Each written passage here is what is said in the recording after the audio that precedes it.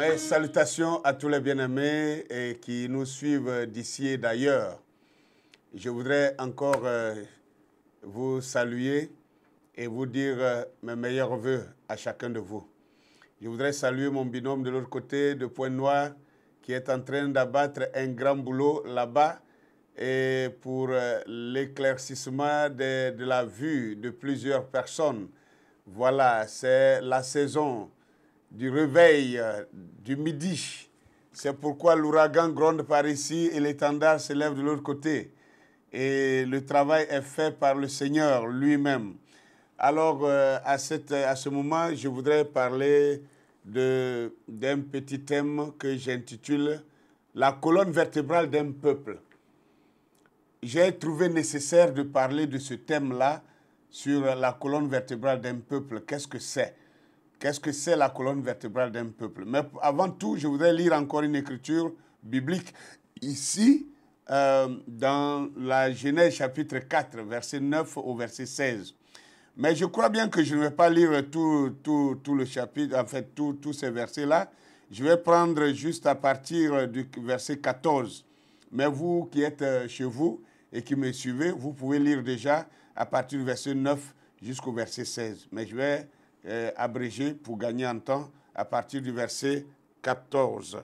Il est dit ici, « Voici, tu me chasses aujourd'hui de cette terre. » Ça, c'est Caïn qui parlait à Dieu. Il dit, « Voici, tu me chasses aujourd'hui de cette terre. Je serai caché loin de ta face. Je serai errant et vagabond sur la terre. Et quiconque me trouvera me tuera. » L'Éternel lui dit, « Si quelqu'un tuait Caïn, Caïn serait vengé 7 fois. » Et l'Éternel mit un signe sur Caïn pour que quiconque le trouverait ne le tuât point. Puis Caïn s'éloigna de la face de l'Éternel et il habita dans la terre de Nod à l'orient de l'Éden. Alors, voici un peu le texte à partir duquel nous allons parler. Et je veux me baser sur ce texte-là pour vous parler de la colonne vertébrale d'un peuple. Qu'est-ce que c'est la colonne vertébrale d'un peuple? Mais avant cela, je voudrais lire encore 2 autres petits textes. Dans 1 Corinthiens chapitre 2, le verset 14 au verset 16, qui nous dit ici, « Or, l'homme animal ne reçoit pas les choses de l'Esprit de Dieu, car elles sont une folie pour lui. Il ne peut pas les recevoir parce que, voilà, c'est spirituellement qu'on en juge. » Alors, ici, Dieu, dans sa parole, parle de l'homme animal. L'homme animal, l'homme animal, l'homme violent, l'homme sauvage, le barbare, l'homme animal. Alors, si la parole nous parle d'un homme animal, nous savons que les animaux, les fauves, sont vraiment ici. Il ne s'agit pas d'un animal à poil, il dit l'homme animal. Ça veut dire des individus d'apparence humaine, mais qui ont tout un caractère de fauve, qui ont tout un caractère sauvage, de violence, de dangerosité, de destruction, de tuerie, de rage, de haine. Tout ce qu'ils font, c'est négatif. Donc, l'homme sauvage, l'homme animal.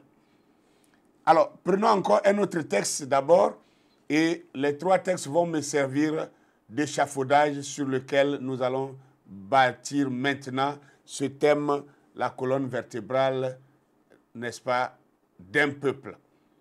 Prenons 1 Jean chapitre 3, le verset 11 au verset 12. Il est dit ici, car ce qui vous a été annoncé et ce que vous avez entendu dès le commencement, c'est que nous devons nous aimer les uns les autres et ne pas ressembler à Caïn qui était du malin et qui tua son frère. Et pourquoi le tua-t-il? Parce que ses œuvres étaient mauvaises et que celles de son frère étaient justes. Alors, voici là les 3 textes. Le premier texte nous parle de Caïn et de son frère Abel, qui étaient nés, soi-disant, de Caïn et qui était né d'Adam et de Ève, qui étaient les deux personnages, les deux premiers humains, le premier couple sur la terre. Donc Dieu créa Adam et Dieu créa Ève et il les unit en couple dans une vie matrimoniale. Et dit-on que Adam et Ève se seraient allés ensemble pour mettre au monde, n'est-ce pas, Caïn et Abel. Bon, voyez-vous que les deux enfants qui naissent, ils sont sortis et ils ont été élevés par ce couple-là. Et nous voyons que les deux enfants n'avaient pas le même caractère. Il y avait un qui avait un caractère de méchanceté, de violence, de haine, de colère, du non-pardon. Et il y avait un autre qui était souple, qui était gentil, qui était aimable, qui était appréciable, qui faisait de bonnes choses. Alors, il nous arrive souvent de voir le comportement d'un certain enfant et dire, mais toi, tu sors d'où? Toi, tu viens d'où? Tu as eu ce caractère-là où? Cela voudrait dire que ce caractère n'est pas familial. Ce caractère n'est pas habituel à la famille dans laquelle cet enfant est né. Et laissez-moi vous dire, très souvent, les enfants dans une famille de 5, 6 enfants, de 10 enfants, de 11 enfants ou de plusieurs enfants qui ont un caractère bizarre, un caractère, je dirais, singleton, un caractère unique, mais méchant, qui n'a rien à voir avec les autres enfants. Ces enfants-là, très souvent, quand vous fouillez dans la profondeur, vous vous rendrez compte que ces enfants ne sont souvent pas les véritables enfants de leur père. Comme on le dit naturellement, seule la mère connaît le père de son enfant. Le mari ne peut pas jurer réellement sur l'authenticité, sur la véracité de son fils. Seule la mère peut connaître réellement où elle a pris cette grossesse-là pour enfanter cet enfant. Donc, je voudrais vous dire qu'entre Caïn et Abel, il y avait un problème. Il est bien vrai qu'il est dit que Adam avait pour femme Ève et que Adam connut sa femme Ève et il enfanta tant, il connut sa femme Ève et il enfanta tant, etc., etc. Mais quand nous avançons, nous voyons que les enfants sont nés. Or, Adam était le reflet de Dieu sur la terre. Adam était Dieu en miniature sur la terre. Adam était Dieu fait chair sur la terre. Et donc, sa femme était censée être l'Église. Et donc, Adam s'unit avec sa femme et ils eurent 2 enfants. L'un s'appelait Caïn, l'autre s'appelait Abel. Le premier signe, le premier indice que je voudrais vous faire remarquer, c'est que ici nous sommes dans Genèse chapitre 4, mais quand vous allez dans la Genèse chapitre 5, à partir du verset 1 au verset 5, la Bible est en train de faire la liste de la généalogie d'Adam. Et donc quand on parle de généalogie, on parle des descendants, des enfants qui sont nés d'Adam. Et vous verrez que en ce moment, soit Abel avait déjà été tué par son frère Caïn. Laissez-moi appeler toujours Caïn son frère. Mais déjà dans la Genèse chapitre 5, quand Dieu fait la liste des enfants d'Adam, Caïn qui était encore vivant, Caïn qui était censé être le premier-né, Caïn ne figure pas sur la liste des enfants d'Adam. Ça devrait nous interpeller. Ce qui voudrait dire que Dieu ne reconnaissait pas Caïn comme étant un enfant né d'Adam. Mais une chose est sûre, c'est que Caïn avait pour mère Ève. Deuxième indice, c'est que Dieu va finir par dire Ève est la mère de tous les vivants. Mais pourquoi n'a-t-il pas dit Adam est le père de tous les vivants? Jamais il y a une telle déclaration dans la Bible. Jamais la Bible n'a dit que Adam est le père de tous les vivants. Mais la Bible dit plutôt que Ève est la mère de tous les vivants. Alors, Dieu n'était-il pas en train de nous insinuer que les enfants qui sont nés de Ève ne seraient pas tous d'Adam? La preuve, c'est que Dieu lui-même, en reportant les descendants, les enfants, la liste des enfants d'Adam, Dieu a omis de mettre le nom de Caïn sur cette liste-là. Pour ne pas dire que Caïn était censé être même à la tête, en tête de liste, puisque son frère Abel était déjà mort, mais lui, il était vivant. Donc, il était plus âgé que Seth et les autres enfants, filles, femmes et garçons qui étaient nés. Donc, il avait normalement le droit d'être à la tête de file sur la fiche, sur la liste des enfants d'Adam. Mais non, ce ne fut pas le cas. Allez lire Genèse chapitre 5, à partir du verset 1, vous ne trouverez jamais le nom de Caïn sur la liste des enfants d'Adam.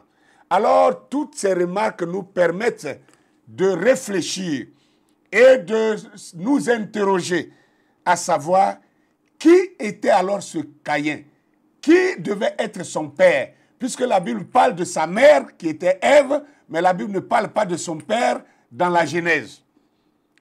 Et nous voyons maintenant dans le Nouveau Testament, comme je venais de le lire ici dans 1 Corinthiens chapitre 2, versets 14 à 16, où l'apôtre Paul, qui est en train de parler des choses selon la révélation, et il nous insinue, non, il nous déclare, ce n'est pas une insinuation, c'est une déclaration.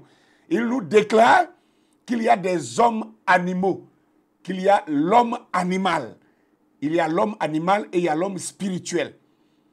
Et l'homme animal serait aussi un individu, une personne humaine, mais qui est habillé de chair, mais à l'intérieur, il a une nature animale. Il a la nature de fauve ou carnassier, je ne sais quoi. Bon, bref, prenez le mot que vous voulez, mais il a la nature de violent, de barbare, de méchant. Voilà le genre de personne qu'on appelle l'homme animal. Et l'homme animal n'a pas de remords. Et l'homme animal n'a pas de pitié. L'homme animal n'a pas d'amour. L'homme animal n'a que la haine dans son cœur. Et maintenant, avançons. Et nous allons voir. C'est ce que ce Caïn était. Puisque Caïn fut le premier à avoir tué un homme sur la terre des hommes. Qui lui a appris cette violence? En tout cas, pas Adam ni Ève. Donc, il devait tirer ça d'où? De sa provenance, de sa nature. Et la nature, on la reçoit d'où? De son père. Alors, docteur Ake, es-tu en train de nous insinuer que Caïn ne serait-il pas l'enfant d'Adam? Mais il n'y avait pas d'autres personnes en ce moment-là. Dieu n'avait créé qu'Adam et Ève. Mais veux-tu dire que qui était alors son père? Alors, nous avons lu dans 1 Jean chapitre 3, le verset 12, qui nous dit « Ne faites pas comme, ne ressemblez pas à Caïn, qui lui était du malin. » Caïn était du malin. Et quand on dit le malin, qui est le malin? Le malin, c'est le diable. Le malin, c'est Satan. Le malin, c'est l'opposé de Dieu. C'est le chef, c'est l'origine du mal. Donc Caïn, la Bible finit par répondre à la question en disant que Caïn était le fils du malin. Donc Caïn était le fils du diable. Ce qui voudrait dire que Ève, Dieu n'a pas eu tort de dire que Ève était la mère de tous les vivants, au lieu de dire que Adam était le père de tous les vivants. Ça voudrait dire que Ève aurait connu quelqu'un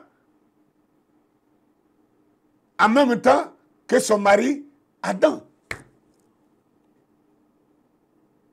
Mais l'autre question, vous allez me dire maintenant, mais en ce moment, il existait qui? Laissez-moi vous dire tout ce que Dieu a créé. Il a fait les choses doublement. Il a fait l'homme de la basse-cour et il a fait l'homme sauvage. Je venais de le lire ici. On parle de l'homme animal. Ça veut dire un homme sauvage. Donc, ce qui est dans la basse-cour est aussi dans la faune là-bas. Alors donc, nous voyons un âne de la basse-cour, nous voyons un âne sauvage. Nous voyons un coq de la basse-cour, nous voyons un coq sauvage. Nous voyons, je ne sais pas quoi encore, une pintarde, nous voyons une perdrix. Nous voyons un cheval hein, et nous voyons le zèbre de l'autre côté. Donc, ainsi, ainsi Adam, qui était un humain, Adam avait son sauvage. Bon, je suis désolé de ne pas aller dans ce sens-là, parce que ce n'est pas là le but de ma vidéo, mais nous pourrons revenir là-dessus et en parler plus profondément. Mais aujourd'hui, je voudrais vous parler de la colonne vertébrale d'un peuple. Et qu'est-ce que la colonne vertébrale d'un peuple? Et pour cela, je voudrais prendre la déclaration d'un explorateur anglais qui a été envoyé sur les côtes africaines dans les années 1930 et qui a parcouru l'Afrique. Qui a prospecté l'Afrique et qui est reparti. Et quand il est reparti, il s'appelait Macaulay, Lord Macaulay. Lord Macaulay, il est allé à l'hémicycle britannique le 2 février 1935. Et il avait fait ce discours-là devant ses confrères britanniques et il a dit ceci, et je cite. « J'ai voyagé à travers l'Afrique et je n'ai pas vu de mendiants ni de voleurs. J'ai vu des personnes de haute valeur morale et je pense que nous ne pouvons pas conquérir ce pays à moins que nous brisions la colonne vertébrale de cette nation qui est sa spiritualité et son héritage culturel. » Voilà d'où j'ai tiré le thème pour cette vidéo, pour cet enseignement. Mais en passant, je voudrais, avant d'aller plus loin, vous dire que j'ai publié un livre qui est intitulé « La vérité sur les Hébreux noirs d'Afrique et les Khazars de Palestine ». Et là, dans ce livre, si vous voulez comprendre ce que j'appelle depuis un certain moment le réveil du Midi, le réveil de l'Afrique, procurez-vous ce livre-là. Il est déjà ici en Côte d'Ivoire, il est aussi à Brazzaville, il est déjà aussi à Libreville. Le livre est déjà aussi arrivé à Yaoundé au Cameroun et bientôt ce sera à Kinshasa et à Bangui. Et d'ici la fin du mois de janvier, vous pouvez l'obtenir sur Amazon. Je vous remercie, je peux maintenant continuer. Alors, Lord Macaulay dit que lui, il a parcouru l'Afrique de fond en comble et qu'il n'a pas trouvé ni de mendiants ni de voleurs. Mais les personnes qu'il a trouvées étaient des personnes de haute valeur morale. Et il a dit que si l'Europe, l'Occident veut conquérir l'Afrique, à moins de briser la colonne vertébrale de l'Afrique, qui est sa spiritualité et son héritage culturel. Alors, vous comprenez maintenant que selon Lord Macaulay, la colonne vertébrale dont je parle ici, c'est la spiritualité et la culture d'un peuple. Donc, la culture et la spiritualité d'un peuple, c'est ce qui est sa colonne vertébrale. Je vais continuer un peu son discours et il dit, par conséquent, je propose que l'on remplace son ancien système éducatif et culturel. Ainsi, quand les Africains penseront que ce qui vient de l'étranger, et en particulier de l'Angleterre, est meilleur que ce en quoi ils croyaient, ils perdront l'estime de soi, leur culture, et ils deviendront ce que nous voudrions qu'ils soient, à savoir une véritable nation dominée. Alors, mes chers frères, mes chères sœurs, mes amis, vous qui m'écoutez, vous qui nous suivez et qui suivez ces enseignements depuis un certain temps, examinons ensemble ce discours-là. Et essayons maintenant de tirer les conclusions de ce discours-là. Vous voyez, cet homme a été envoyé comme explorateur. Cet homme-là a été envoyé comme un prospecteur. Il est venu prospecter l'Afrique. Il est venu explorer l'Afrique. Il est venu espionner l'Afrique pour connaître les faiblesses de l'Afrique. Et lorsqu'il venait, il dit, il n'y avait ni mendiants, ni voleur sur tout le continent africain. Je peux vous rappeler que cela confirme l'histoire que je sais de l'Égypte antique, qui montre que la grande Égypte antique n'avait pas de prison. Un peuple, une nation qui n'a pas de prison, cela montre que cette nation a des personnages de haute moralité, de haute valeur. Donc cela signifie effectivement qu'il n'y avait ni de voleurs ni de mendiants. Parce que c'est les voleurs, c'est à cause des voleurs, c'est à cause des malfaiteurs qu'on construit des prisons. Alors, Lord Macaulay déclare que quand il avait parcouru l'Afrique, il n'a pas trouvé ni de voleurs, ni de mendiants, et qu'il a trouvé plutôt des personnes de haute valeur morale. Alors, maintenant, d'où vient qu'aujourd'hui l'Afrique est remplie de mendiants et de voleurs? Cela voudrait dire que ce qu'il avait dit dans ce discours, qu'il fallait d'abord briser la colonne vertébrale de l'Afrique pour pouvoir conquérir cette Afrique, cela voudrait dire qu'ils ont atteint le but, ils ont atteint leur objectif. Ça veut dire que la colonne vertébrale de l'Afrique a été brisée. Et qu'est-ce qu'il avait appelé colonne vertébrale dans son discours? Il a dit c'est la spiritualité et la culture africaine. Et qu'il fallait changer le système éducatif et culturel de l'Afrique. Mais je crois que c'est ce qui a été fait. Regardez, nous sommes aujourd'hui en 2023.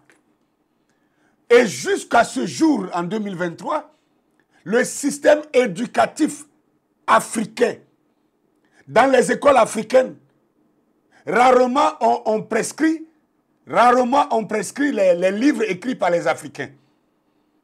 Et on nous continue de nous imposer les livres écrits par les Occidentaux.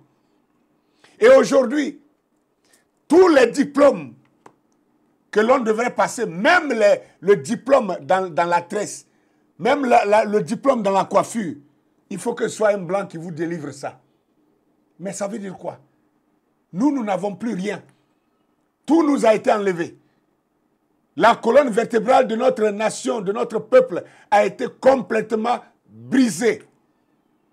L'Africain n'a plus de colonne vertébrale. L'Africain n'a plus de spiritualité. L'Africain n'a plus de culture. Nous confondons culture et foi. L'Africain a confondu ce qu'on appelle la culture et ce qu'on appelle la foi. Quand l'Africain devient chrétien, alors un accoutrement comme celui dans lequel je suis là, ça ne lui plaît pas. Non, non, il trouve que c'est satanique. Il trouve que c'est diabolique. Il faut maintenant qu'il porte une veste avec cravate. Il faut qu'il ressemble aux Français. Il faut qu'il ressemble aux Anglais.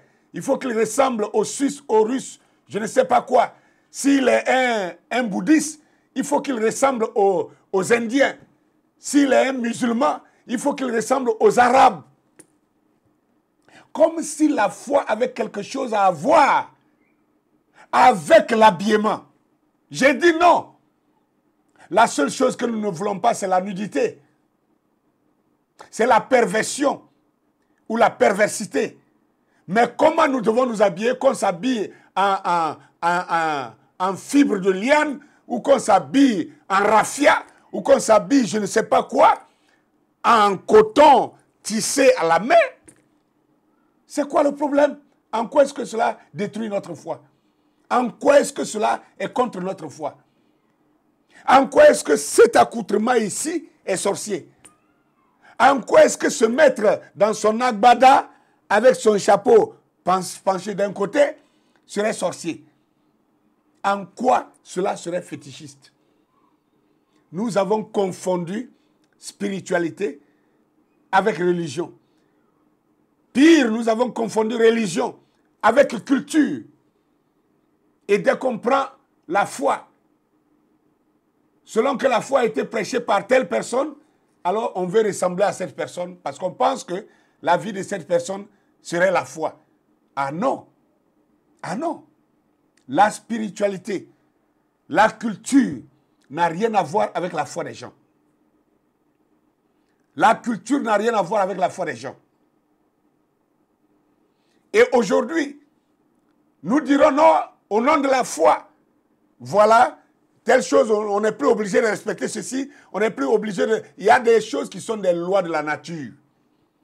Les lois de la nature, si vous les bafouez, alors c'est comme quelqu'un qui crache en l'air, qu'il s'attende à le recevoir sur son nez. Si vous crachez en l'air, apprêtez-vous à recevoir votre propre crachat sur votre visage. Et quand on commence à refuser de respecter les lois de la nature, alors préparons-nous à recevoir la colère de la nature. D'où nous tombons malades et on se soigne jusqu'en vain. On finit notre fortune dans les soins et on ne trouve pas de guérison. Alors, je voudrais maintenant revenir sur le thème et parler des deux personnages que sont Caïn et Abel. Regardez ces gens. Sur la terre des hommes, nous avons deux peuples. Nous avons deux races sur la terre.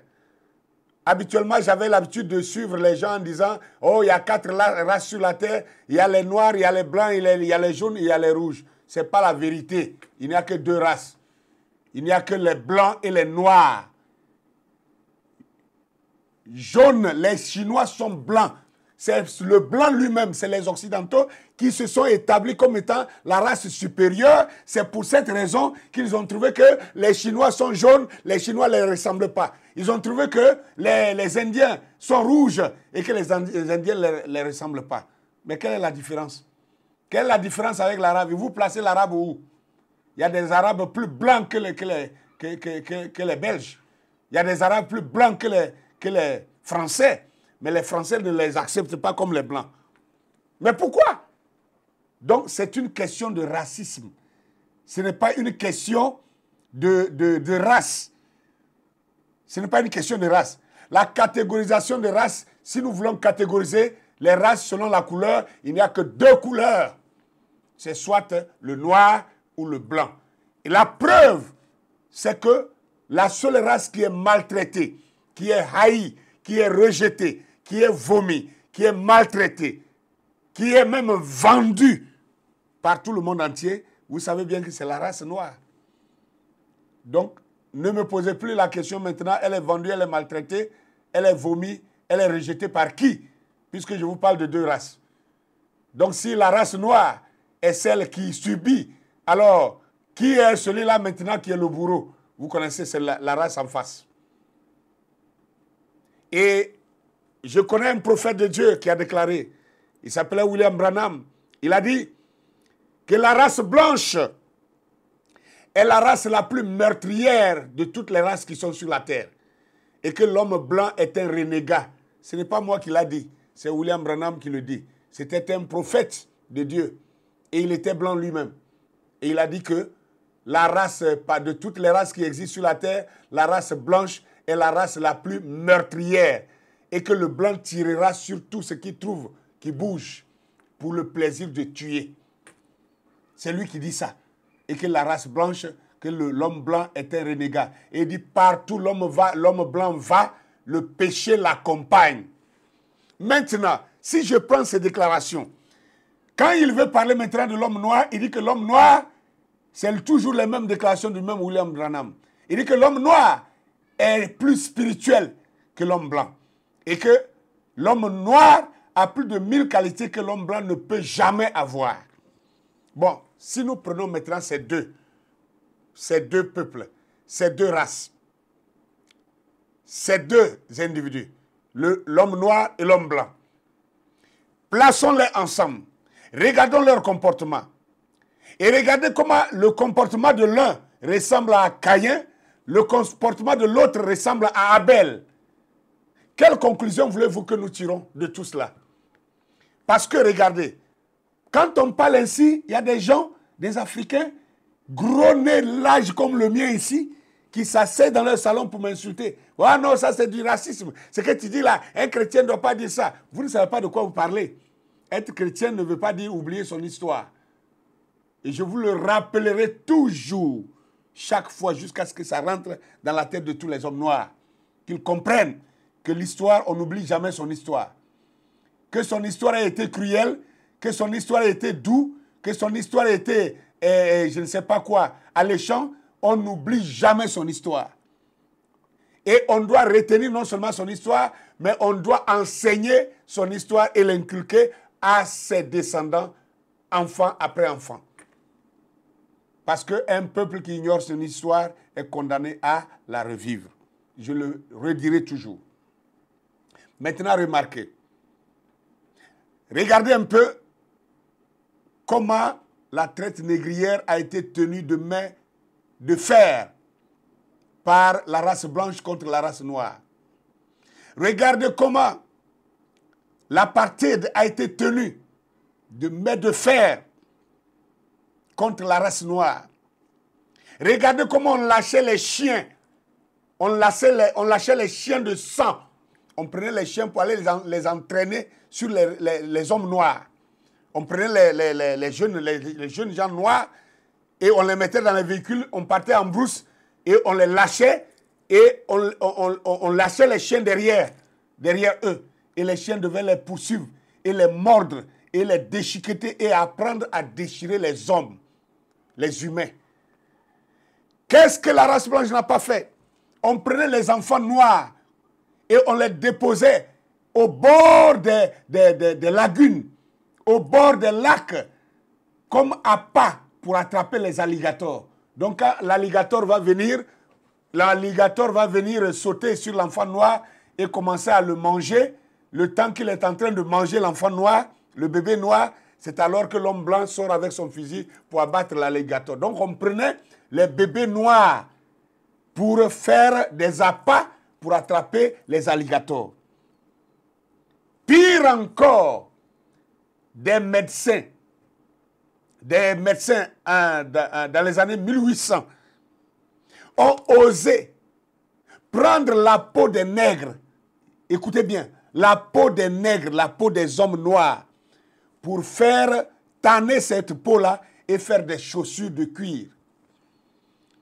Ils portaient des chaussures en cuir de nègre. Les articles sont là. Les articles sont là. Où les blancs tuaient les nègres, ils les dépouillaient de leur peau, ils tannaient la peau de l'homme noir pour en faire le cuir et faire des chaussures. Et quand on a posé la question à ces gens qui portaient ces choses, s'ils n'étaient pas racistes, ils ont dit non, ils ne sont pas racistes, ils n'ont aucun remords de porter une chaussure de peau de nègre. Alors, mes frères, rassemblons toutes ces informations. Et maintenant, mettons ces deux peuples-là, le peuple noir et le peuple blanc, mettons-les face à face. Et plaçons Caïn et Abel ensemble, face à face. Et regardez le caractère de l'un et le caractère de l'autre. Maintenant, revenons dans l'écriture. Caïn disait quoi? Caïn a dit à l'Éternel, au verset 16, la Bible dit que Caïn s'éloigna de la face de l'Éternel et habita dans la terre de Nod, à l'orient de l'Éden. Nous savons aujourd'hui, avec les preuves historiques, les preuves anthropologiques, les preuves scientifiques et même les preuves scripturaires, nous savons très bien que le jardin d'Éden se trouve en Afrique ici. Le jardin d'Éden, qui est le berceau de l'humanité, là où Dieu avait créé l'homme et l'a placé pour la première fois, ça se trouve en Afrique ici. Et maintenant, si l'Afrique, le jardin d'Éden se trouve en Afrique, à l'orient de l'Éden, alors, quand Caïn a fui l'Afrique, il est parti à l'orient de l'Éden. Il est parti habiter là-bas. Et il a fondé son propre peuple. Je vous parle de la colonne vertébrale d'un peuple. Qui est celui-là qui brise la colonne vertébrale d'une autre nation, d'un autre peuple? C'est un peuple qui brise la colonne vertébrale d'un autre peuple. De même que Caïn avait tué Abel, qui était un humain comme lui. C'est parce qu'il lui déniait son droit à l'humanité. Il a dénié le droit à l'humanité à Abel. Il ne reconnaissait pas qu'Abel était un humain comme lui. C'est pourquoi il a éliminé Abel. Et aujourd'hui, regardez, je vais demander même aux techniciens de vous présenter les images. Comment on peut pendre les Noirs? Quel mal ont-ils fait? On les pend comme ça. Et les Blancs viennent avec leurs enfants. Regardez cette jeune fille qui est arrêtée là, en train de regarder un spectacle de pendaison d'un homme noir. Et la petite fille est en train de sourire, regardant un homme noir pendu, en train de mourir. Et elle sourit. Vous pensez que cet enfant, à son âge, une petite fille d'environ 13 à 14 ans, qui assiste à la pendaison des humains, quand elle grandira, vous allez dire quoi à cette fille-là pour qu'elle comprenne qu'elle est humaine au même pied d'égalité que l'homme noir? Elle n'acceptera pas ça. Vous allez raconter quoi à cette fille pour qu'elle accepte qu'elle est au même niveau de valeur que l'homme noir? Elle n'acceptera pas ça. Qu'est-ce que vous allez dire à cette petite fille? Qu'est-ce que vous allez dire à cette jeune dame quand elle va grandir? Pour qu'elle accepte d'avoir pitié, pour qu'elle accepte de respecter simplement l'humanité de l'homme noir. Quand on pend les gens, les noirs, devant les enfants, quand on brûle les autres vifs, regardez ces images-là, comment on brûle les noirs. On pendait les noirs par dizaines. On les pendait par dizaines. Regardez d'autres ici, ces blancs-là, qui tuent, ils sont venus dans un village, ils ont fait irruption, ils ont tué tout le monde, ils ont découpé, ils ont coupé les têtes des nègres, hein, et ils se sont arrêtés comme ça pour tirer photo. Avec plaisir, avec joie. Et tout ça, ils appellent ça domination d'une race sur une autre race. Alors, je vous laisse à vous-même le jugement. Je vous laisse à vous aussi l'analyse, l'examen de toutes ces choses-là que vous venez de voir. Que vous tirez vous-même vos propres leçons, vos propres conclusions. Qui est Caïn et qui est Abel? On a reconnu Caïn à partir de ses actes. La Bible dit qu'il tua son frère Abel parce que ses œuvres étaient mauvaises. Et qu'est-ce que le diable? Qui appelle-t-on diable? Le diable, on le reconnaît par ses œuvres négatives, par ses œuvres mauvaises. Et vous pensez que le christianisme, c'est de venir dire non, Dieu est amour et tout ça. Dieu est amour pour ceux qui l'aiment. Ah oui. Vous n'allez pas me dire que Dieu aime le diable. Vous n'allez pas me dire que Dieu chérit le diable. Non. Mais il y a un homme qui était autour de Jésus, qui faisait partie des 12 apôtres également. Il s'appelait Judas Iscariote. Et un jour, Jésus va parler dans Jean chapitre 8, le verset 60. Non, Jean chapitre 6, verset 71. Jésus va dire, n'est-ce pas moi qui vous ai choisi, vous les 12, et l'un d'entre vous est un démon? Il n'a pas dit l'un de vous a un démon, mais l'un de vous est un démon. Donc il y a des individus voilés de chair, mais à l'intérieur d'eux-mêmes, c'est des démons, c'est des esprits, c'est le diable lui-même. Satan est revêtu de chair. Et on ne le reconnaît que par ses actions. Quand on peut tuer quelqu'un tout simplement, pas parce qu'il a volé, pas parce qu'il a menti, mais parce qu'il est noir, à cause de sa couleur, a-t-il choisi d'être né noir? Est-il son propre créateur? Non. Alors, un tel jugement montre que quelqu'un qui agit de cette manière, je ne sais pas à quoi comparerez-vous cet homme si ce n'est au diable lui-même. Donc, nous parlons de la colonne vertébrale d'un peuple. La colonne vertébrale de l'Afrique a été brisée. Et nous devons la traiter. Nous devons la redresser. Nous devons rebâtir cette colonne vertébrale. Et ça doit commencer par la reconstitution de notre histoire. Cela va aussi continuer par le retour à notre culture. Et tenez-vous bien, j'ai déjà dit, la culture n'est pas contre la foi en Dieu. Non. C'est nous qui avons confondu culture avec foi. Et notre spiritualité pour terminer. Et en termes de spiritualité, si vous regardez très bien, tout a commencé en Afrique. Et tout a évolué pour devenir ce que vous savez, le christianisme, l'islam, le Krishna, le maoïsme, le shintoïsme, le quoi, et jusqu'à. Et on arrive même jusqu'à la franc-maçonnerie, on arrive jusqu'à la Rose-Croix, on arrive au fétichisme. Toutes ces choses-là sont nées par l'homme noir. Et la première spiritualité en Égypte n'avait rien à voir avec tout ce que nous voyons aujourd'hui.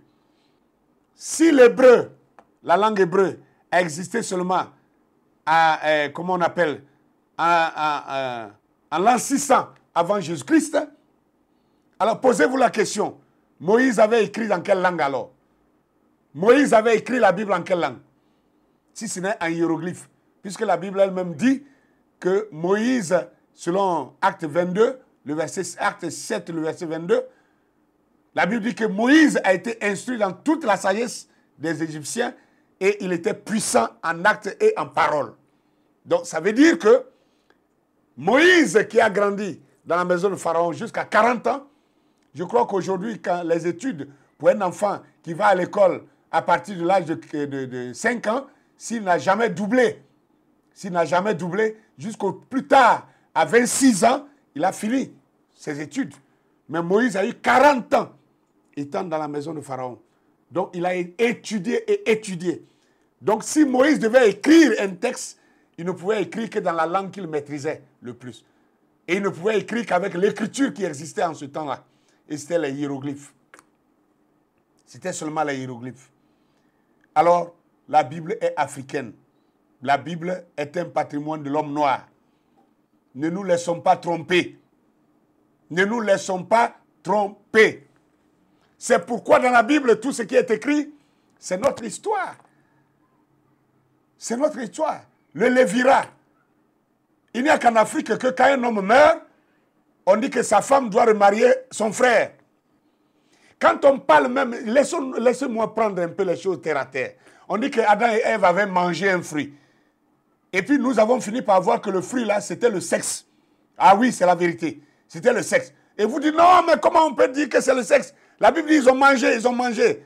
Mais je vous pose la question. Savez-vous combien d'ethnies en Afrique, combien de langues en Afrique, qui pour parler de faire l'amour, dit, nous mangeons? Quand on veut dire, je veux coucher avec ma femme, on dit, je vais la manger. Excusez-moi, c'est comme ça qu'on dit. Mbadio, c'est comme ça se dit. Bedio. En baoulé, quand quelqu'un dit Bedio, ça veut dire ils ont couché avec toi. Voilà ce que c'est. Et dit veut dire manger. Dans beaucoup de langues, je crois même en bété, c'est la même chose. Dans beaucoup de langues, en agni, c'est la même chose. Si vous prenez beaucoup de langues africaines, c'est la même chose. Donc l'Africain est le seul peuple aussi qui parle avec des proverbes. Et regardez les proverbes de Salomon. Ce n'est que l'Africain qui parle comme ça, qui parle en proverbes, qui prend les arbres pour typifier des humains, qui prend des animaux pour typifier des humains. Les contes du soir. On vous parlera de lion, du lion qu'on appelle en Côte d'Ivoire, on dit Gaïndé le lion. Gaïndé, et quand on prend le lion, on prend le lion pour typifier le chef du village ou le roi. On prend la hyène pour typifier l'individu qui est bête. On prend le lièvre pour typifier l'individu qui est intelligent, qui est sage. Et on fait nos comptes avec ça.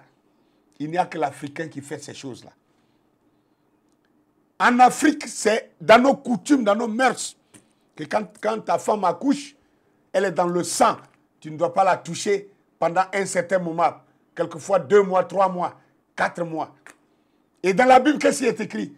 Que quand une femme accouchait d'un enfant garçon, si c'est un enfant mâle, le mari devait s'abstenir de coucher avec sa femme pendant 3 mois. Et si c'était une fille, le mari devait s'abstenir de coucher avec sa femme pendant 4 mois. Mais voilà. C'est dans nos mœurs, c'est dans nos coutumes. On a tiré ça d'où? La Bible est un patrimoine de l'homme noir.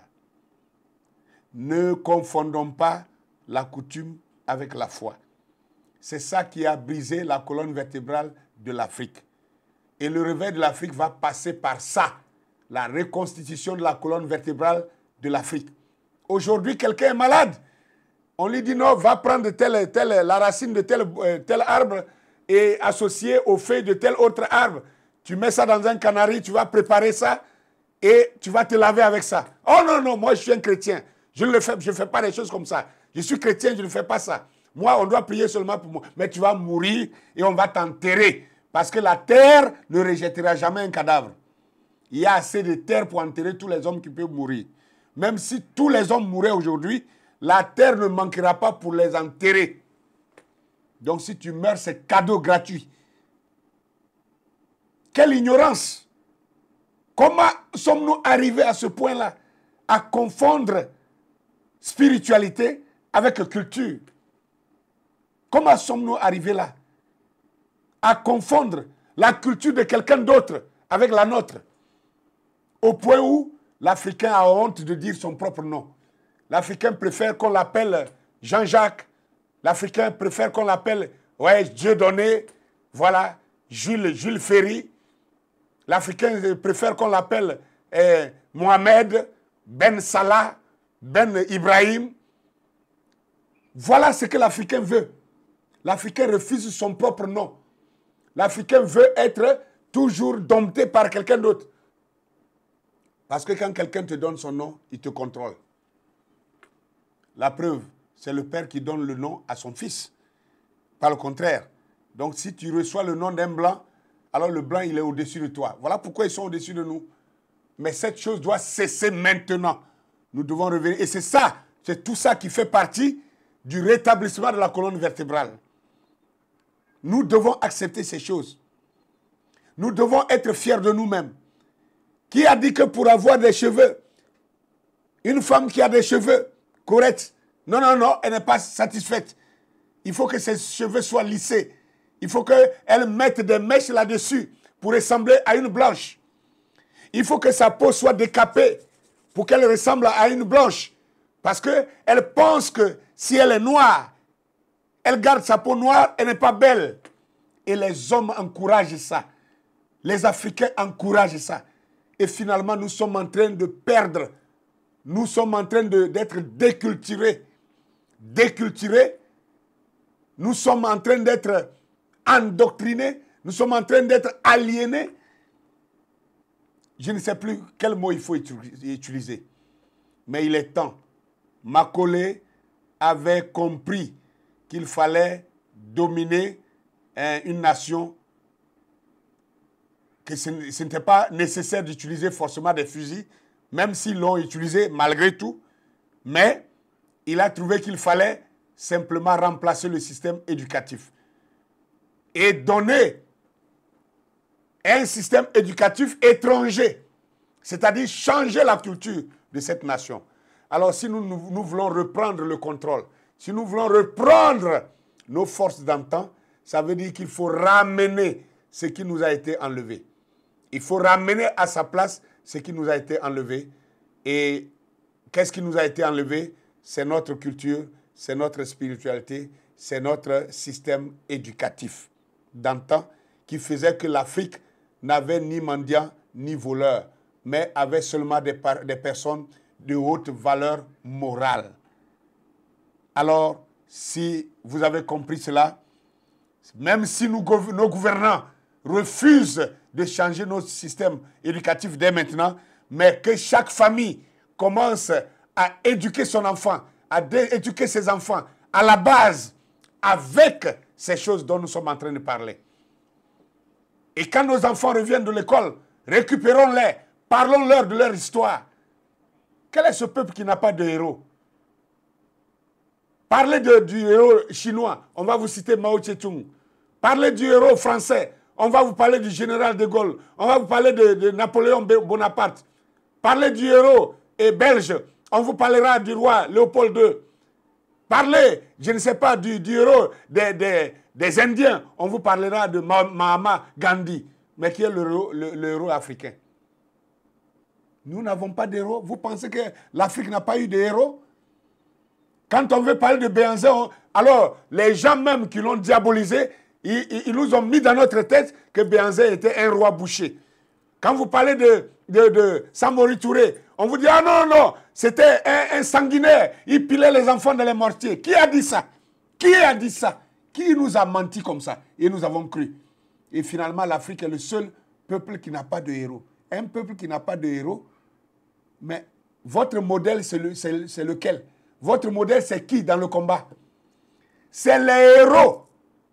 Même quand le héros est mort, son nom reste vivant. Et les combattants se oignent par le nom de leur héros pour aller emporter les victoires. Mais pourquoi? Pourquoi l'Afrique est toujours dans l'échec? C'est parce que l'Afrique n'a pas de héros. Nous refusons de réveiller nos héros. Ceux qui ont été nos héros, on nous a fait croire qu'ils étaient des bouchers. On nous a fait croire qu'ils étaient des sanguinaires. On nous a fait croire qu'ils étaient des méchants. Les Sékou Touré, on dira qu'ils étaient des méchants. Les Patrice Lumumba, on dira qu'ils étaient des méchants. Les Kwame Nkrumah, on dira qu'ils n'étaient pas bons. Mais ils n'étaient pas bons pour qui? Ils n'étaient pas bons pour l'adversaire. Ils n'étaient pas bons pour l'ennemi. Pas pour notre peuple. Ils étaient bons pour notre peuple. C'est cela qu'il fallait pour notre peuple. Alors réveillons nos héros. Et la colonne vertébrale du peuple noir se reconstituera. Aucun Haïtien ne peut parler de Haïti sans parler de Dessalines. Aucun Haïtien ne peut parler d'Haïti et de parler de l'indépendance de Haïti sans parler de Toussaint Louverture. Parlons d'eux. Parlons d'eux. Ce sont nos héros. Ce sont les héros du peuple noir. Les Martin Luther King. Comment on l'appelle? Les Malcolm X. Ce sont nos héros. Qu'importe ce que les autres pensent d'eux. Ce sont nos héros. Nous devons parler d'eux. Et arrête de me dire, tu es un chrétien, pourquoi tu parles de Malcolm X? Pourquoi tu parles... Attendez, ces gens-là, leur combat t'ont profité, toi. Aujourd'hui, tu es dans ta petite veste pour dire que tu es chrétien, tu es pasteur, en train de te secouer partout. Parce que ces gens-là ont combattu, ils ont même été abattus. Ils ont même été abattus. Les Marcus Garvey ont été abattus pour que le blanc accepte qu'un noir fréquente dans la même école avec lui. Pour que désormais un noir puisse aller manger dans un restaurant avec les blancs ensemble. Pour qu'un noir puisse monter dans le même bus avec les blancs ensemble. Ces gens-là ont combattu. Ils ont même laissé leur vie pour ça. Et toi, tu vas dire parce qu'ils n'étaient pas chrétiens, parce qu'ils n'étaient pas de ta religion, parce qu'ils n'étaient pas de ta secte. Alors donc, toi, tu ne veux pas qu'on parle d'eux, tu ne les reconnais pas. Je parle de ces gens-là. Simon Kimbangu, un grand prophète africain des années 1800. Vous pouvez vous imaginer, même Jérémie de la Bible n'a pas été maltraité comme Simon Kimbangu. Mais pourquoi on ne parle pas de lui? Quelqu'un qu'on a enfermé pendant 30 ans. Et chaque jour, on devait le faire sortir de la prison et le fouetter 30 coups. 30 coups par jour et le ramener en prison. Et vous allez dire qu'on ne doit pas parler de cet homme-là. Il a fait quoi? Quel mal a-t-il fait? Si ce n'est le bien qu'il cherchait pour son peuple. Il s'est insurgé contre les colons parce qu'il refusait la colonisation de l'homme noir. Et c'est ça son crime? Est-ce que les indépendances ne vous ont pas profité? Et vous ne voulez pas qu'on parle de ces gens-là? Sous prétexte qu'on est chrétien, on est musulman, donc on ne doit pas parler de ces gens. On doit toujours dire, ah, là, on doit tout dire, au nom de Jésus, Je termine pour te dire, même quand tu pries, quand tu es chrétien, tu pries, tu finis, tu dis Amen là. Tu sais, Amen là vient d'où? Quand toi tu es musulman, tu finis de prier, tu dis Amin, Amin, Amin. Amin là vient d'où? Pourquoi toutes les religions ont une seule prononciation? Et on nous blague pour dire que ça veut dire ainsi soit-il. Ce n'est pas vrai. Ça veut dire Amon, le vrai Dieu, le véritable Dieu, Amon. Amon, le véritable Dieu, qui a commencé en Égypte. Parce que l'Égypte a connu la parole de Dieu avant toutes les nations du monde entier. Or là, je crois que je suis en train d'aller trop loin. Je vais m'arrêter ici en vous demandant de partager cette vidéo, de liker cette vidéo, surtout partagez-la, partagez massivement. Partagez même chaque jour, si tu peux partager une fois par semaine. Une fois par semaine, partagez la même vidéo. Une fois par semaine, ça va tomber dans les mains de plusieurs personnes noires et ça va réveiller l'homme noir et nous allons sortir de cette léthargie et nous allons sortir finalement de ce sommeil qui n'a que trop duré et on ne peut pas continuer sur cette lancée-là. Nous avons besoin que notre colonne vertébrale soit restructurée, soit rétablie pour que le peuple africain, le peuple noir en général qui est dans le monde, éparpillé dans le monde entier, puisse se tenir fermement et retrouver sa place dans le concert de l'humanité. Que le Seigneur vous bénisse et à bientôt.